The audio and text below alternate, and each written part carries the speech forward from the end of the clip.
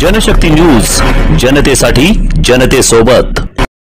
ऊपर हम चर्चा कर रहे हैं, लेकिन मैं देख रहा हूं बहुत से हमारे सदस्य ने औरंगजेब पर चर्चा की। क्या दिन आए हैं कि इस सदन में, इस उच्च सदन में औरंगजेब के ऊपर लोग चर्चा कर रहे हैं, और उसके लिए मैं मानता हूं जिम्मेदार सर हमारा गृह मंत्रालय है। अगर समय रहते 3 मिनट तो मेरे पास है, वो तो मुझे बोलने दीजिए।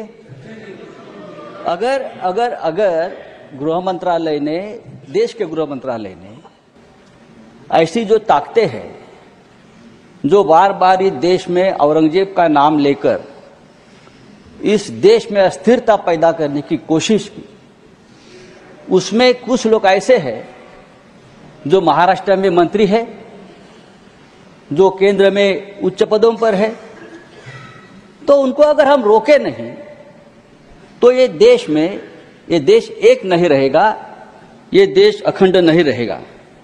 देश में एकता और अखंडता कायम रखने का काम ये गृह मंत्रालय का है। लेकिन मैं देखता हूं सर, कुछ सालों से इस देश को पुलिस स्टेट बना दिया है, पुलिस स्टेट।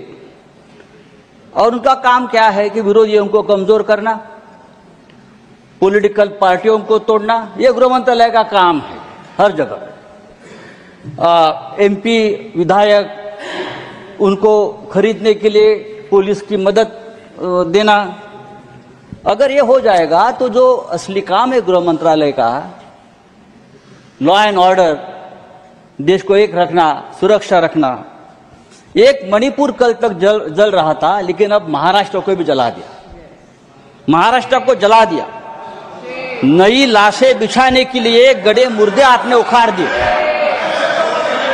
नई लाशें बिछाने के लिए आपने गड़े मुर्दे उखाड़ दिए, और वो भी औरंगजेब के नाम पर।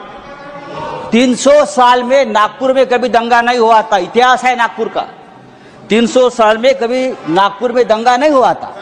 नागपुर जैसे शहर में अगर दंगा होता है, और वो भी हमारे महाराष्ट्र के मुख्यमंत्री के विधानसभा क्षेत्र में, अरे मैं ये कहना चाहता हूं, अगर आपको औरंगजेब का कबर तोड़ना है तो बेशक तोड़िए, आपको किसने रोका? आपकी सरकार है, केंद्र में और महाराष्ट्र में आपकी सरकार है, गृह मंत्री आपके हैं, महाराष्ट्र में मुख्यमंत्री आपके हैं। आप जाइए, हाथ में फावड़ा बिवड़ा लेकर उधर जाइए और तोड़ दीजिए।